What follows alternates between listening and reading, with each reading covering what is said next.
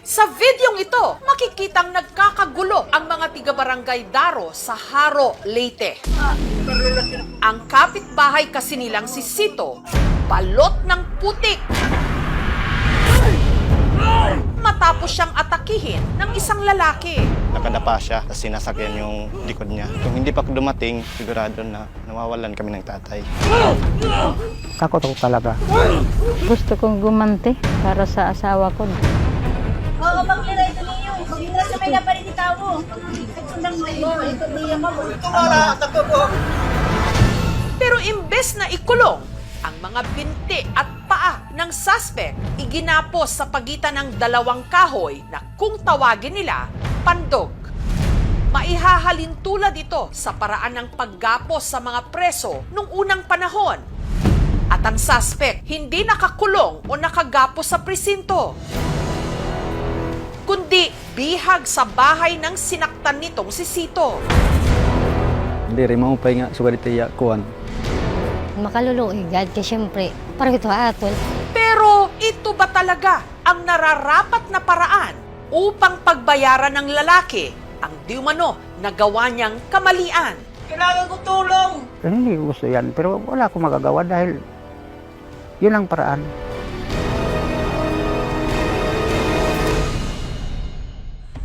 Bibili lang daw si Sito sa tindahan nung siya'y atakihin ng lalaki. Pagdating ko dito, hinawakan niya ako, tapos bigla ko sinuntok.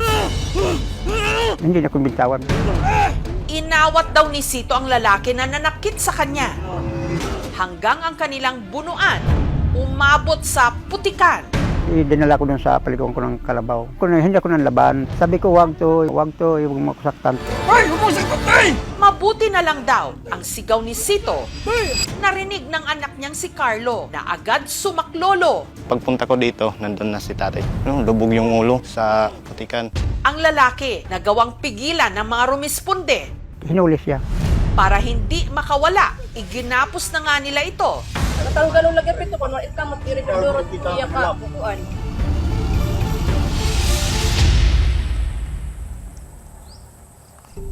Nakaligtas man sa kapahamakan, masakit pa rin daw para kay Sito na makita sa ganitong kalagayan ng lalaki. Ang nanakit kasi sa kanya, walang iba, kundi ang 28 anyos niyang anak, na si Christian, hindi nito tunay na pangalan. Naawa rin ako pag nakikita ko siya.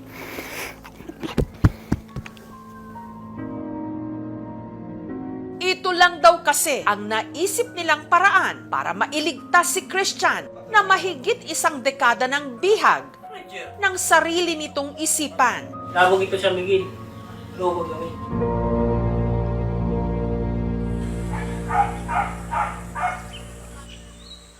Ang sarili nilang bahay ang nagsisilbi ngayong kulungan ni Christian. Hindi ko nalagyan ng ng mga maabot niya, lalo pang matigas, bawal, kasi hahampasin ka niya. Para mas mabantayan ang kanyang anak, gumawa si Sito ng barong-barong sa tabi. Para pag may hinihingi sa akin, nabibigay ko, lalo dito malapit. Hindi naman pwede ko sa loob, nagagalit naman siya. Habang ang misis niyang si Minerva at ang iba pa nilang mga anak, bumukod muna ng tirahan. Yung mga anak ko, doon sila natutulog sa mga kaibigan nila. Kaya kung matulog kayo sa inyo, mamaya ang kuya nyo may pangpalo, kahoy. Dahil sa pandog, limitado ang mga galaw ni Christian. Waray pupilita, sir.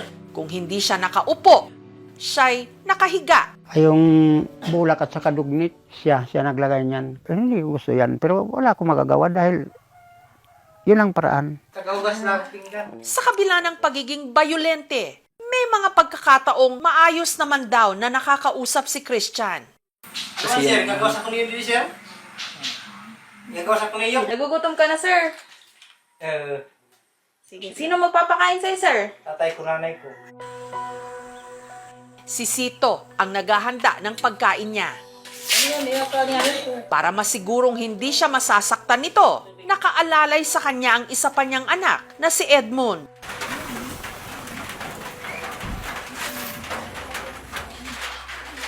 Ano yung marasa? Marasa sige. Marasa nga kayo.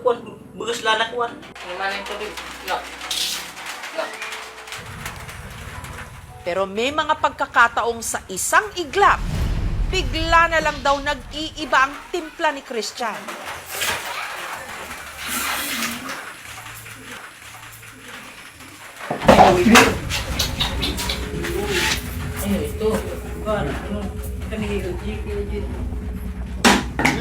Ay, ito. Sa... Katuloy ko mo? Ipagsugat. Panglima, sa 10 magkakapatid si Christian. Laki naman siya nung maliit pa siya. Yun, tumutulong sa akin yan. Pagtanim ng kamuting kahoy. Pero nung nag-17 anyos, nagsimulang mag-iba raw ang kilos nito. Naglalakad dito sa bakuran. Naninira ng tulad ng bahay, mga pananim. Hanggang si Christian, nagsimula na rin daw manakit. Sabi na niya, sasaktan kita. Hindi ko pinansin kasi akala ko nagbibiro lang. Bigla na lang niya akong pinalo ng tubo. Bawa ka! Toy, huwag mo akong saktan. Nanay mo ako. Sabi niya, papatayin kita. Takot ako. Nagpasalamat ako sa Panginoon na hindi ako natamaan sa ulo. Ang kondisyon ni Christian, ipinakonsulta na raw nila sa isang doktor at nalaman nilang meron itong bipolar disorder. Nagkakaroon ay sa individual ng extreme na mood shifts from sobrang taas ng mood to sometimes may mga episodes na sobrang baba naman. Another naman is kung may pinagdadaanan na matinding source of stress, trauma. Sabi ng doktor sa akin, tatay, yung anak mo, sa inyo na pagaling kasi 15 days lang talaga ang dito sa ospital. Pero dahil hindi nasundan ang pag-inom ng gamot, mas lalo raw lumala ang kondisyon nito. Nagbabasag siya ng hollow block, yung salamin ng bintana, binabasag niya. Dahil wala raw maayos na pasilidad na pwedeng paglipatan kay Christian, masakit man sa kanila. Adi ako! Kailangan ko ikuhan! Kailangan ko tulong! Ang naisip na lang nilang solusyon, igapos siya sa pandog. Yung kahoy na yun, pinako ng pakong 4 at saka 5. Kasi dito sa Barangay Daro, mayroon magkakapatid noon araw. Ganon din ang ginagawa nila. Nawali na ka na kulit eh. Nawali na. Alam ko, nahirapan siya. Kasi sabi niya, kay masakit na ganyan pa ako. Sobrang masakit, lalo na kung nasigaw nga. Nanay, pakawalaan mo yung binti ko. Di ba mahal na mahal mo ako? Mula nang maliit pa. Pero sa kabila ng higpit ng pagkakagapos ni Christian, may mga pagkakataon na siya'y nakakatakas. Gaya na lang nung insidenteng na videohan kung saan ang kanyang napagdiskitahang gantihan ang kanyang ama na si Sito na inilublob niya sa putikan. Sa tulong ng kanilang local government unit o LGU, nito lang nakaraang taon nadala ng mag-asawa si Christian sa Maynila para mapakonsulta sa National Center for Mental Health sa Mandaluyong. Makalipas ang ilang buwang gamutan, bumuti raw naman ang lagay ni Christian. Tumaba siya doon, pumuti, bumalik ang niya katawan. Nakapagtrabaho pa nga raw itong construction worker bago pinauwi ng Leyte. Okay na daw siya. Binigay siya ng pamasahe natin sa terminal. Tapos siya lang umuwi dito. Pag uwi dito, mga 2 buwan o 3 buwan, ganyan siya. Magbalik na naman. Ayaw sir, pagpunat na lahat. Amon sir ha, hindi ha sir ha. Kaya si Christian, sa pandog ulit ang bagsak.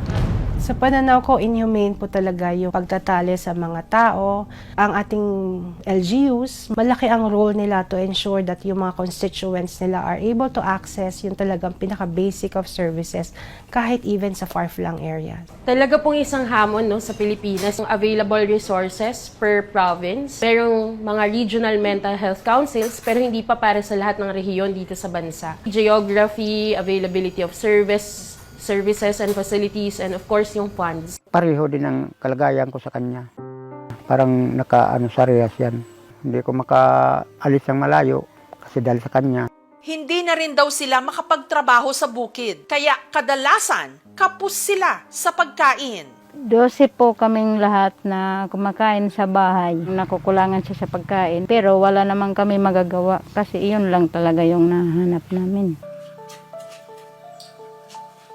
Akala ko noon, gagaling na siya.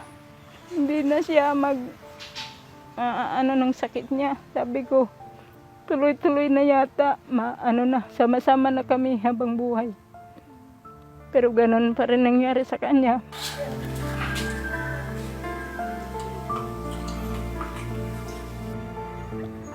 Masakit. Mahal mo pa ba ako? Diri na. Diri mo na pinagumani yun. Naawa rin ako pag nakikita ko siya. We have an active MHGAP program here in our municipality. Number one aim is to ensure ready availability of the medicine. Nitong nakaraang linggo, bumisita muli ang Rural Health Unit ng Haro para kamustahin si Christian. Tama nga plano. Sir. Oo. Ito pa. Regular naman daw ang pagbibigay nila kay Christian ng gamot.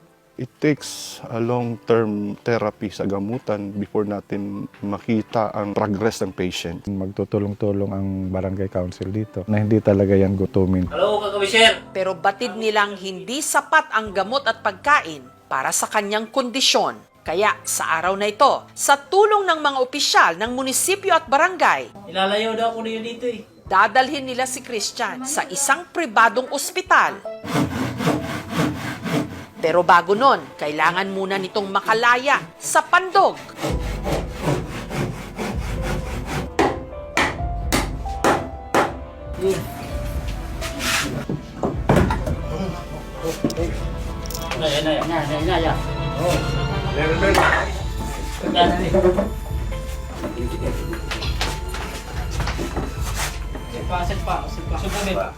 Umaasa sila na sa paglaya ni Christian sa Pandog, ang simula ng tuluyan din niyang paglaya mula sa kanyang sakit.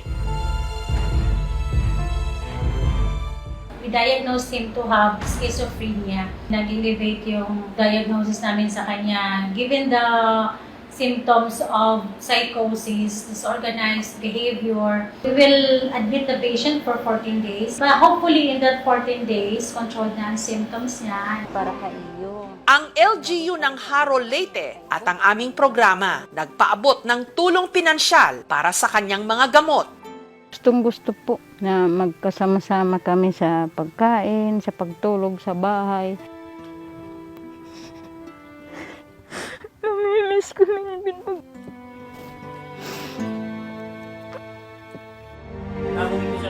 Sa pagdami ng mental health cases sa Pilipinas, kailangan din sanang palakasin ang serbisyo medikal sa ganitong mga kaso at sakit bilang tulong sa kanilang mga pamilya at lalong-lalo na sa mga pasyenteng pilit ding nilalabanan ang hindi nakikitang tunggalian sa loob ng kanilang isipan.